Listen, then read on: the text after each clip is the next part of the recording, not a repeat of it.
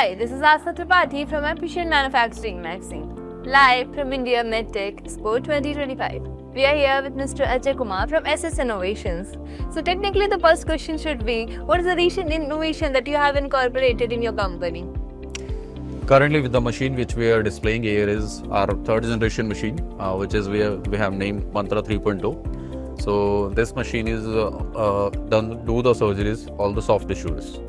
That's very wonderful. And could you like to tell us more about your journey, the brief about the company? Okay. So we are into the market since last 2.5 years. In 2.5 years span, we have done the installation almost around 100 plus installation pan India.